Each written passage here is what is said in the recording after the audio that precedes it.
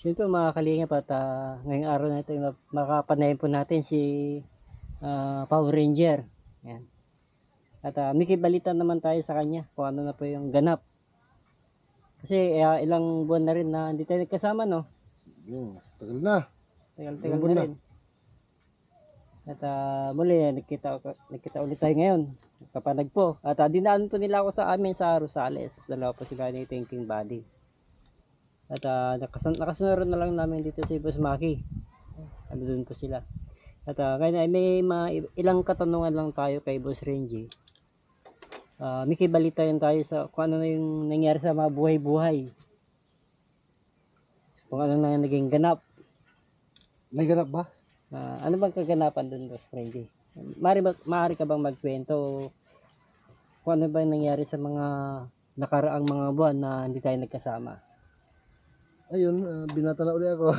Binata. Sana all binata.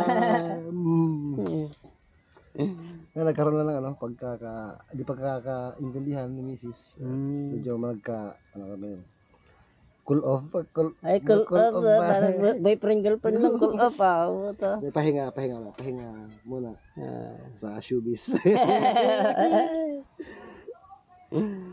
Kaya nga ito, binuhay ko ulit yung vlog namin. Tsaka pinalitan ko ng pangalan. Ba't mo pala pinalitan?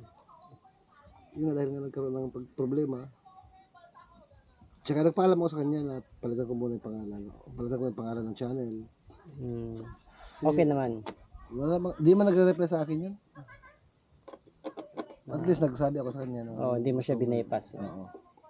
Kasi kami ang bumuo niyan eh. Kaya nagtataka nga ako ba't gano'n na yung YouTube channel niya. Hindi LB LB Vlogs Family.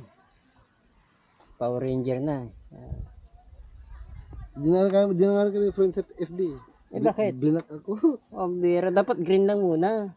Okay, white lang. Ayan, may warning.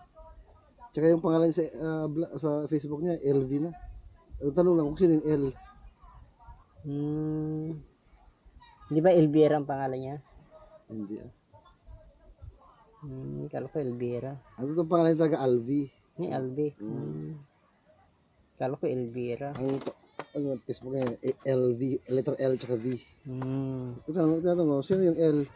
Ba, Luis Vuitton. Luis Vuitton siguro. Masyado nang mataas ang uri. Elvira. Buod dun sa kaganapan dun.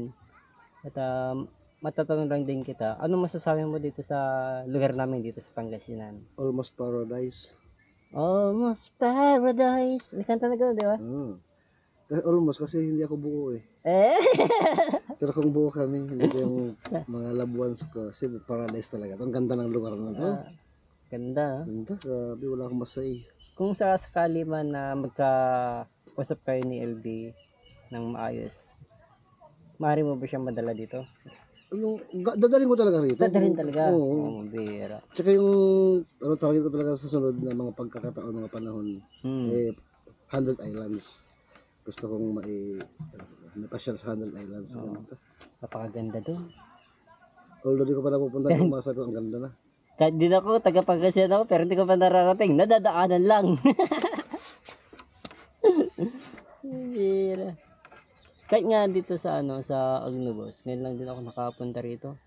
Ikaw taga rito ka na, Pangasinan, ngayon ka nakapunta rito. Oo, kasi atong Agno kasi sa kaalaman po nating lahat, ito pong Agno ay dulo na po ito ng Pangasinan. Tsaka nag-viral Tumok Beach.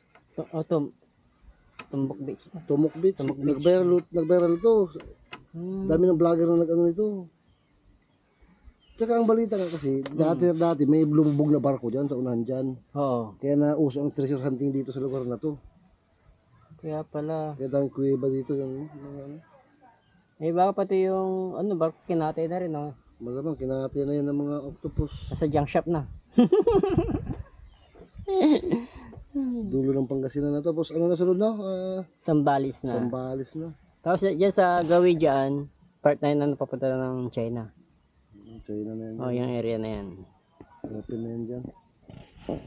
Kumbaga kung magkagiraman, dyan ang daanan ng mga Chinese.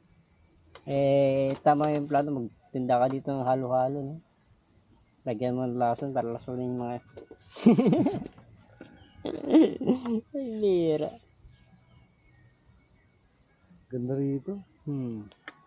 Sana dumating ang time na madala ko talaga sila rito. Tsaka dito rin pala tong lugar na to. Ayon sa nakausap kong lokal kanina, ito pala yung tinatawag nila na Virgin Island.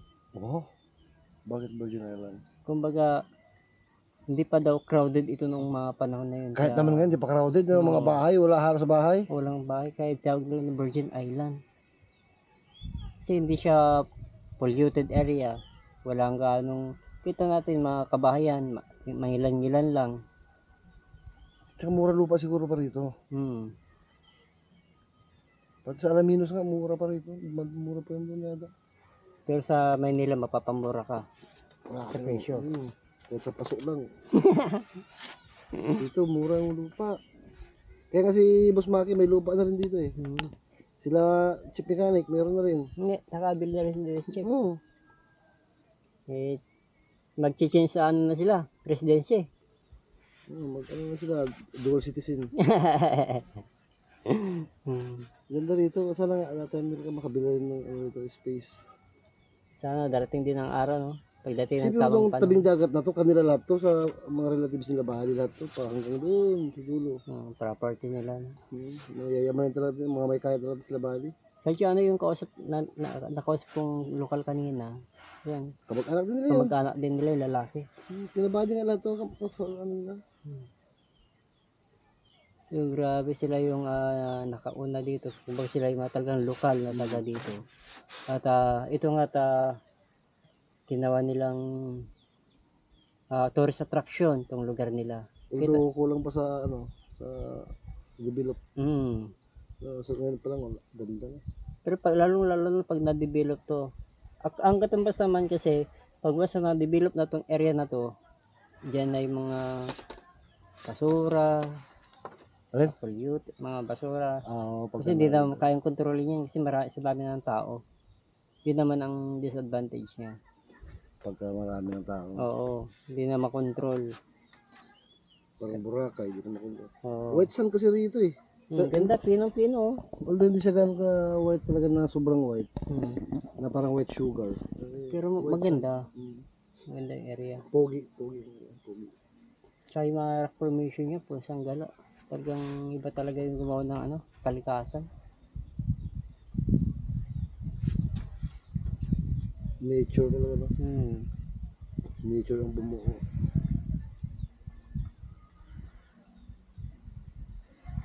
Ang bira. Hindi na tayo nakapamingwit. Ay, pudot. Nagpudot mo. Nagpo daw, dapat kami kayo, kutsara tayo ya. Ang pimala, kurita. Di naman naabutan kami din nag-deliver. Yung deliver naman ito, hindi naman naabutan. No, dito sa tatay. Naabutan natin yung pugita sana. Dumit sa kabila eh. Kaya pagbalik natin, wala na. Nakaalis na yung nag-deliver ng pugita.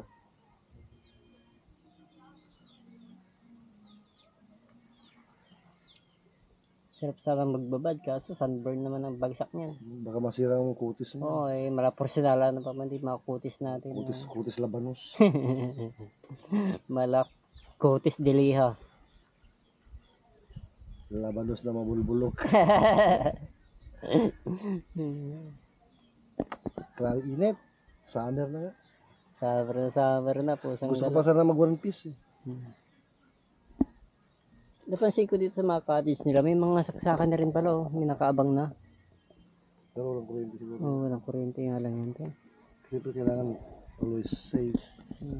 Pagka may sana nila ano yan, activate mode.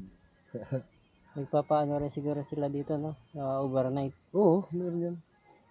May mga kadis naman na mga sarado. Sa kabila lalo, di ba? May saradong mga kadis na. Pero dito, wala walang nakita, puro ganito lang. O, dito naman open. Maganda din kung magkaroon sa transient. Ano transient? Yung parang apartment style. Oo, dyan sa taas. Ano yung mga bahay na yan kaya? Wala yan? Ano yan? Ano nang pangalan nito? Yung Coast Guard. Coast Guard. Ito opisina nga lang, wala namang mga tao na. Hindi pa na occupy. Hindi ba na-activate? Na-deactivate naman. Sa kabila may mga close cottage na, pwede rin mag-overnight. Oo. Tsaka ang ganda dito, safe dito. Yeah. Tsaka ano yung mga may-ari dito talaga ano naman sila. Kung matao daw sabi ng lokal, tuloy nagro-robbing naman daw sila. Tsaka ano dito, anytime kahit wala si Buddy, pwede tayong pumasyal dyan sa kanila. Mabait din yung ano, shoutout din sa mother po ni Taking Body, napakabait po. Salamat sa pagtanggap nila sa Ngayon mo atin. na nakita. Ngayon ko lang sila nakita. First time kasi ni Turak po talaga mga ka-power, mga kalingap. First time nga makasama. Si Boss Maki no, ngayon mo na-meet. Bro, ngayon ko lang din si Boss Maki. Hindi ka na nakasama sa amin sa ano, pagpunta na Japper, no? Hindi pa. Idol Jappers na. Sila, Boss Maki pala, tsaka sila talaga yung mga swords. Sila Buddy. Kasi Boss Maki. Boss Maki. Si Boss Tonyeng. Hindi. Pero siyempre tropa. Si Buddy kasi technical talaga yan. Thinking Buddy talaga yan. Technical na Japper. Kay FLM. Buddy yan. Iba yung utak ni Thinking Body. Kung gani kulit yung ulo ng Thinking Body, yun na yung utak niya eh. Pero malikot yung utak niya. Yung curiosity kasi natin minsan, may magandang dulot yan eh. Magandang alamin mo isang bagay. Hindi ka titigil at di mo na natututunan, malalaman. Kaya matututukan talaga. So, sa pagitan lang ng pagmamatsyag, matututo ka. Pagmamatsyag at pagtatanong. At pagkakalikot. Ang kalikot. Ayan. At ka sa Kastila ito eh. Akala ko nung klaseng kalikot pa nga. Apin nila natin kastoy. Apin ti ko na. Apit ang nabasa. Nadamag. Apin kasi angot na. Gayang buro ya. Buro gaya. Yung kali na gaya.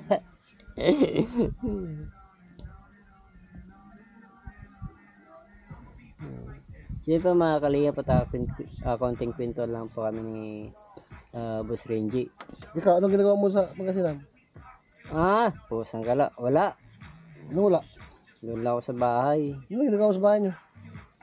Higa, bangon. Wala magawa sa bahay. Hindi, pumunta doon sa amin. Medyo malayo. Tsaka mahal ng gasolina. Ano sabihin na? Triple na. Tsaka nung mga nakaraang mga buwan, hindi po tayo nakapag-upload ng video. Gawa po ng inalagaan ko po yung mata ko kasi 2 beses na po ako nagpa-laser ng mata. Bakit ang pagkakas ba ito? Kasi nagkaroon na yung tubig, yung pinakaugat ng mata natin sa loob. Kaya pala lumabo yung kaliwang mata ko. Yun ang humahad lang yung tubig na yan. Paano mo nalaman na may tubig? Yun ang sabi ng ophthalmologist. Pumunta sa ito. Oo, yung doktor doon. Na siya yung nag-laser sa mata ko. Shoutout pa pala kay Dr. Jun. Yan, maraming salamat po. Medyo sa kayo maisa po yung ating paningin. Although hindi na maibabalik yung gaya ng dati. At least naagapan po yung posibleng pagkabulag po ng mata natin. Yan. Sir Jun, maraming salamat po. At syempre sa nag-sponsor din. Ang naging sponsor kasi sa ng mata ay si Congresswoman Primicias.